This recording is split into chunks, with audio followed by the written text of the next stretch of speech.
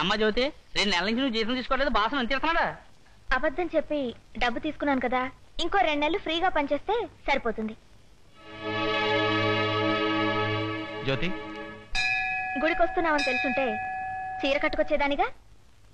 చీర కట్టుకోవడం కూడా నీకు తెలుసా? ఏ ఆటో తోలంత మాత్రాన ఆడపిల్లని కదా, అవసరం అలాంటిది గురు. లేకపోతే ఈ పాటికి పెళ్లి చేసుకుని హాయిగా 10 మంది పిల్లల్ని కనేదాన్ని. నాకు తెలియక అడుగుతాను, నువ్వంటే మీ నాన్నకి ద్వేషం, మరి నువ్వేంటి ఆయన పేరు మీద అర్చన చేయించావు? నాకు హాస్పిటల్లోనే తెలిసింది.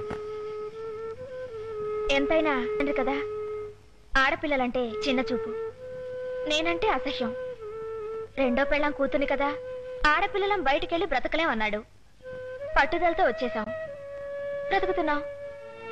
కానీ నువ్వింత రిస్క్ తీసుకుని ఆటోతోలే బతకాలా? ఒళ్ళొంచి పనిచేస్తున్నామే గాని ఒళ్ళమ్ముకుని బ్రతకటం లేదుగా. సంపాదనే ముఖ్యమైతే స్మగ్లింగ్ చేసి కూడా సంపాదించొచ్చు. అది ఒక బ్రతికేనా? అనుక్షణం టెన్షన్, భయం, బెంగతో చావాలి. ఏ జన్మలో చేసిన పుణ్యమో అలాంటి మనిషి దగ్గర పనిచే. అదేమిటండి ఇంత చల్లగా ఉంటే మీకు చోటలు పోస్తున్నాయి? పరిస్థితి అలాంటిది.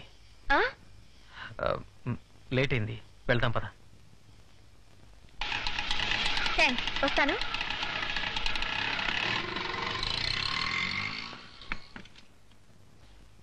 రే, టైం ఎంత అయిందిరా? 11:30 అయినట్టుంది. ఇది సంసారి కొంపలేదు.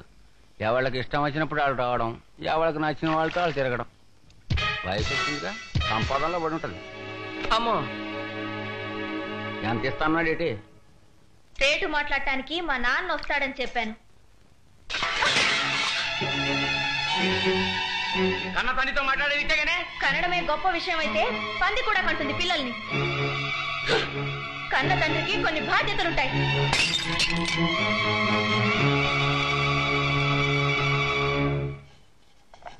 సాయంత్రం 4 కాఫీ టిఫిన్లు సిద్ధం చేసి వీళ్ళందరినీ ఇంట్లోనే ఉండమని చెప్పు.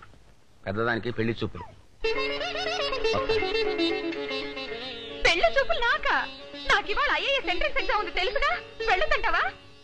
ఎందుకు వద్దంటానే? అయితే పెళ్లి చూపులు వద్దని చెప్పు. అయ్యో కాదు, నాకు పెళ్లి అంటే గిట్టదు, నేను అసలు పెళ్లి చేసుకోను. మీరు ఇలా బలవంత పెడితే నూతులు పడి చేస్తాను. లలిత అక్క, ఈ మాట మాతో కాదు, సాయంత్రం పెళ్లి వాళ్ళు వచ్చినప్పుడు నాన్న ముందు చెప్పు, అప్పుడు తెలుస్తుంది. ఎన్నాళ్ళు ఈ ముసుగులో బ్రతుకుతాం? రాని తాడో పేడ తేల్చుకుందాం. సావిత్రి, పెళ్లి వారు వచ్చేసారు. రండి రండి, కూర్చోండి. చూసావటే, వాళ్ళు వచ్చేసారు.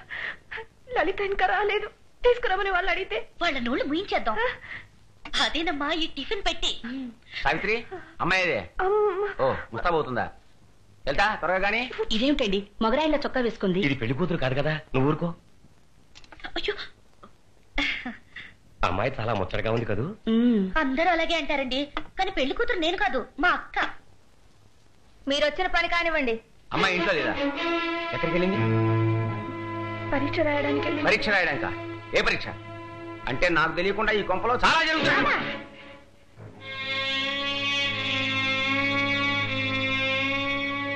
ఈ అవతారం ఏమిటి? రా బాబు, రారా. పెళ్లి కొడుకు వచ్చాడు.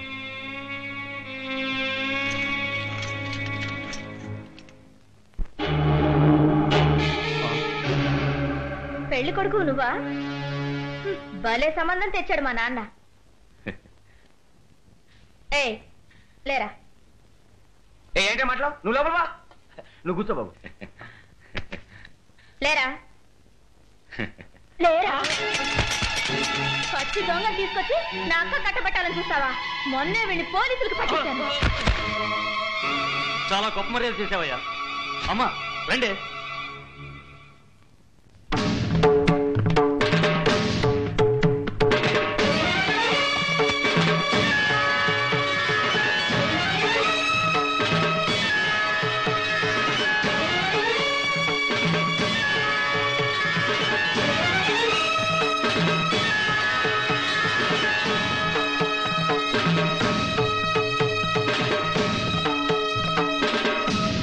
నాకు ఒక విషయం బాగా అర్థమైంది.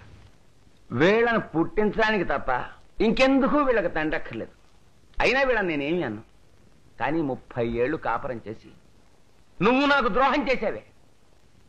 నాకు తెలియకుండా వీళ్ళని చేస్తుంటే నాతో ఒక్క మాట అయినా అన్నావా? ఎందుకు చెప్పాలి? మమ్మల్ని కన్న బిడ్డలాగా కనీసం మనుషుల్లాగైనా చూసావా? జాకెట్ చిరిగిపోతే నా అందాల్ని ఎరగా పెట్టి సిగరెట్ తెప్పించుకునేవాడివి. నీకు చెప్పి మాత్రం ప్రయోజనం ఏమిటి? నాకు తెలిసే ఈ అనాథం ముందు అండ చూసుకునేగా మీరు ఇలా రెచ్చిపోతున్నారు. నాన్న, నువ్వు ఎవరినైతే అనాథం తిడుతున్నావో ఆ అనాథ ఈ కొంపకు దిక్కైంది. అనామకులైన మాకు ఆకాశం అంత ఎత్తుకెదిగే ధైర్యం ఇచ్చింది. మమ్మల్ని పెంచి పోషించింది నువ్వు కాదు, మా చెల్లి, మా తల్లి. సరే, నేను ఎందుకు పనికిరాని వాడిని, చేతకాని వాడిని, అసలు నేను నీకు తల్లినే కాకపోవచ్చు. కానీ నీకు మొగుండే అంత గిట్టిన వాడితో ఇంతకాలం కాపురం ఎలా చేసేవే? ఏదో రోజు మందు తాగేటప్పుడు ఇంత విషయం కలిపి తప్పేయలేకపోయావు. ఇంత జరిగాక ఇక్కడ నేను నీకు దూరంగా ఎక్కడికైనా వెళ్ళిపోతా. ఏమండి నాన్న, నువ్వెందుకు వెళ్ళడం? ఈ ఇల్లు నీది. ఏదో గాలికి పుట్టాం, గాలికి పెరిగాం, గాలికే బతుకుతాం. జీవితాంతం నీతో కలిసి ఉండాలని వచ్చాను. ఆ అదృష్టం నాకు లేదు. లలిత, పదండే. ఏమే, నీకేమైనా పిచ్చే కింద? వెళ్ళనివే. ఇన్నాళ్ళు ఉపయోగపడ్డానో చచ్చాను. తండ్రి వేద ఒకడు ఉన్నాడు కాబట్టి నీ కూతురు వైపు ఎవరు వేరెత్తి చూపించలేదు. రేపటి నుంచి చూడు, దాని స్టూడెంటే దాని కొంగులు అవుతాడు, దీని టీచర్ దీన్ని ప్రక్కలో పడుకోమంటాడు. ఇవి శాపనార్థాలు కావు, సత్యాలు. జరగబోయేది అది.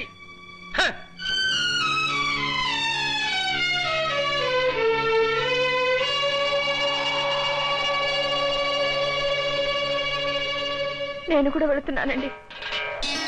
నువ్వు కూడా? అవునండి. వయసు వచ్చిన ఆడపిల్లల్ని మీరు ఇంట్లోంచి గంటేశారనుకుంటారంతా. నేను కూడా వెళ్ళిపోతే మొగుడుతో దెబ్బలాడి వెళ్ళిపోయాననుకుంటారు. ఆ చెడ్డ పేరేదో నాకే రానివ్వండి. నన్ను వదిలేసి ఇల్లు వదిలేసి వెళ్ళిపోతున్నావంటే నేను చచ్చిపోయినట్టే లెక్క. నేను చచ్చిపోయాక నేను కట్టిన తాళి మాత్రం ఎందుకు? ఇచ్చే.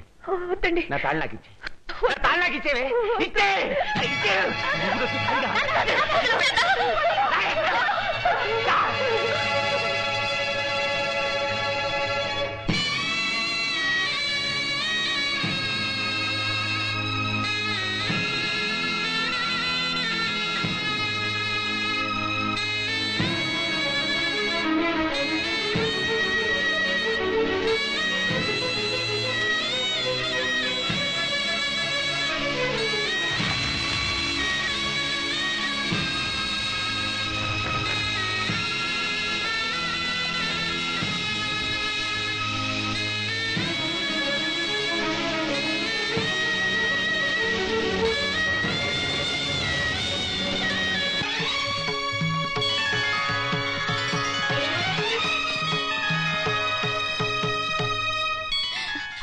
అమ్మా, పాలు పొంగుతున్నాయి.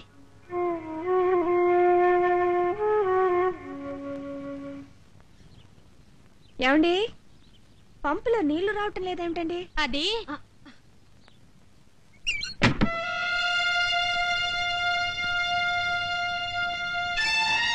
ఏమండి, ఏం అడిగినా నన్నేం అడగొద్దమ్మా. ఏం అడిగినా తలుపులు మూసేస్తున్నారు. ఇదే విచిత్రమైన కాలనీయం. ఏమ్మా, ముగ్గురు ఆడపిల్లలు వేసుకుని ఈ కాలనీకి ఎందుకు వచ్చావు? అసలే ఇక్కడ రౌడీ విధవుల ఇష్టారాజ్యం.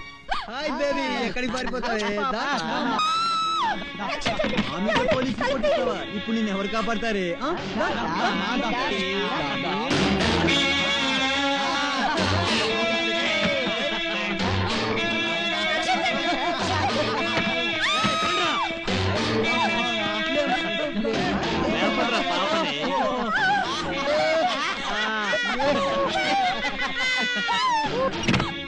గురు, ప్రేమించడం ఒక ఆర్ట్ అయితే దాన్ని ప్రేమించిన అమ్మాయి దగ్గర చెప్పడం ఇంకో ఆర్ట్. అదేరా, ఎలా చెప్పాలో నాకు అర్థం చాలా కాదు. సింపుల్ గురు. నేను చెప్పింది అమ్మాయి దగ్గర చెప్పేయి. సరే, ఏడో చెప్పు. ప్రియుడు గోడ అయితే ప్రియురాలు పేడవుతుంది. పేడ తీసి గోడకు కొడితే పిడకవుతుంది. దాన్నే పెళ్ళంటారు జ్యోతి. ఇలాంటి వ్యధ ఉపమానాలు చెప్తే నా మొహాన పేడ కొడుతుంది. సన్నాసి. చెప్పు, ఇప్పుడు చెప్పు. అయ్యా, 4-5 కిలోల బంగారం, 1 క్వింటాలు వెండి ఆహా. నీకు కట్నంగా ఇస్తారు. పైగా అమ్మాయి రూపవతి, గుణవతి, గర్భవతి కూడానా? ఛ, కాకపోతే కాస్త మెల్ల. అయితే అదృష్టమే. వద్దు వద్దు వద్దు, నాకు మెల్లకనమ్మాయి వద్దు బాబు. నన్ను చూసినవితే పక్కన చూసినట్టు ఉంటుంది.